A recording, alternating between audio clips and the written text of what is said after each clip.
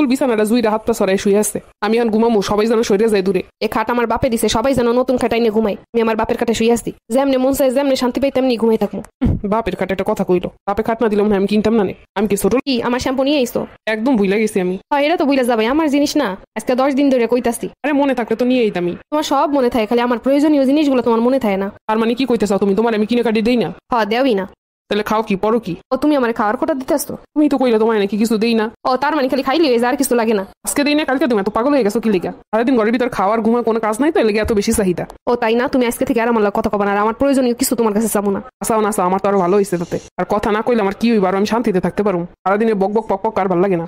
এমন সময়টা না কইলে আমার ক্ষুধাও লাগছে। আমি নাকি কিছু করি না, খাই আর ঘুমাই কেমন আজকে থেকে দেখামো। নিজের যেটুকু লাগবো ওইটুকু রান্না করে খামো, শেষ। যাই রান্না তো করে এসে নিজে লইয়ে খাই। ওর কাছে কর থেকে লইয়ে খাওয়ানি ভালো। তোর কইলে নিজে নিজে করবো, তাও সাইডে কথা কইতাম না। দেখছো একটাবার নিজের দায়িত্ব পালন করে না, তাকাই তাকাই এবার দেখতেছে। কত ওর ফাউল সামনে দাঁড়াই আছে, না সরে না কিছু। আমি যে একটু ঘুমামো না, আজকে থেকে আলাদা রুমে থাকবো। আমি নাকি খাই আর ঘুমাই, নাক ডাকে শব্দ এমনিতেই ঘুমাইতে পারি। এবার থেকে সত্যি শান্তিতে ঘুমামো। কেমন লাগে এখন নিজে নিজে বাইরে খাইতে? এইটুক সেন্স নেই যে জামাইটা এখন খাওয়ান দাওয়ান লাগে। রাগে শরীরটা জ্বলতাছে, এত কাম কাজ করার পরে আমার কয় আমি নাকি খাই আর ঘুমাই। দেহ দিয়ে অবস্থাটা খাইয়ে এলাম, একটু শান্তিতে ঘুমামু। ফুল বিছানাটা জুইরা হাত পা ছড়াই শুয়ে আছে। আমি এখন ঘুমামু, সবাই যেন সরে যায় দূরে। এ খাট আমার বাপে দিছে, সবাই যেন নতুন খাটাই নিয়ে ঘুমাই। আমি আমার বাপের খাটে শুয়ে আসছি, যেমনি মন চাই যেমনি শান্তি পাই তেমনি ঘুমাই থাকবো। বাপের খাটে একটা কথা কইলো, বাপে খাট না দিলাম না আমি কিনতাম না। আমি কি ছোট লোক নাকি? কালকে এটা খাটাই নিয়ে ঘুমামু। এখন উঠে মন চাইতেছে কি কয়েকটা কথার উত্তর দেয়, কিন্তু কথা কই না দেখা। ওরে আমার বড় লোকি মানুষ, বই শ্যাম্পু শেষ তাই এই না দিতে পারে না, 10 দিন আইসে আমার বড় লোক।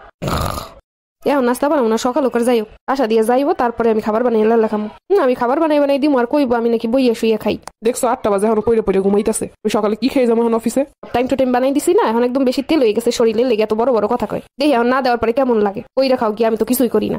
দূর এখন যে কমু কিছু এমনি তো কথা কই না। আমি সাইড দিয়ে কথা কমু, জীবনে ওনা দরকার হইলে বাইরে দিয়ে খামো। যাই হোক, গেছে তো এবার। দেখো কেমন লাগে বাসা দিয়ে বউ খাবার না বানাই দিলে। এটা মানুষের শরীরে বেশি তেল হয়ে গেলে এরকম আচরণই করে। তেল একটু কমানো উচিত মাঝে মধ্যে। তাহলে কথায় কথায় ওইগুলোই শুনে শুয়ে বইয়ে খাই।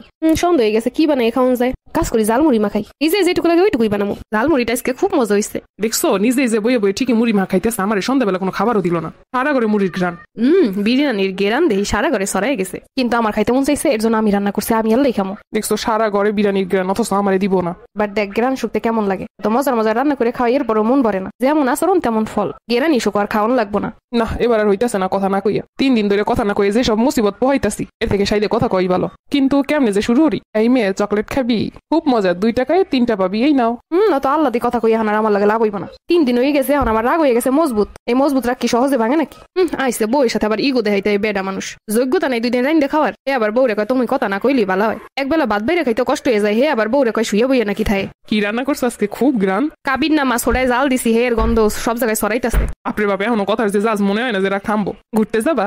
কই মদনের দোকানে চা খাইতে দীর্ঘ 4 বছর ধরে যাইতাছি আর খাইতাছি। মানুষের দেখি কুয়াকাটা যায়, কক্সবাজার যায়, সিলেট যায়, আমিও যাই মদনের দোকানে চা খাইতে। কোনো সংসারে শান্তি থাকলে সব জায়গায় ঘুরতে যাওয়ান লাগে না। নিজের ঘরই তখন ট্যুরের জায়গা। আহার এই সংসারে শান্তি রাহনের মানুষটা রে, তোমার লাগে আমি কোনো কথা কইতে চাই না। তুমি তোমার মতো থাও, আমি আমার মতো থাই। থাক চালাবি তো, কিন্তু হাতে তো আমারই লস হয় দেখলাম। বাইরে খাইতে গেলে প্রত্যেকদিন 50 টাকা লাগে সকালের খাবার খাইতে, দুপুরের খাওয়ানো লাগে 150 টাকা, আর রাইতে খাইতে গেলেও সর্বনিম্ন 120 টাকা। এরপর নাই তেমন কোনো স্বাদ। 3 দিনে কাপড় চোপড় এখনো জমাই না, দোয়াই নাই। কিছু খাইতে ইচ্ছে করলেও মুখ ফুটে কইতে পারি না। রাগ করে তো লস হইতেছে আমার। আরে আমি তো তোমার সাথে মজা করছিলাম, তুমি সিরিয়াস ভাবে নিয়ে নিছো সব। দেখলাম তুমি আমার কতটা ভালোবাসো, কতক্ষণ কথা না কই থাকতে পারো। যে না আপনার মোটেও ভালোবাসি না আমি, আপনি যেমনি ছিলেন তেমনি থাকেন। আমি কি বুঝি না এখন আমার দিয়ে কাম করাইতে পারতেছে না? মুখ দিয়ে না কথা কইলে কেমনে কাম করাইতে পারবো? না বই লোকের আগে কথা না করা বড় লস থেকে। সারাদিন বক বক করলেও ভালো কাম খায় সবই করন যায়। আজকে কই দিলাম, এরপর থেকে আমার যা যা লাগবে এগুলো নাই না দিলে আমি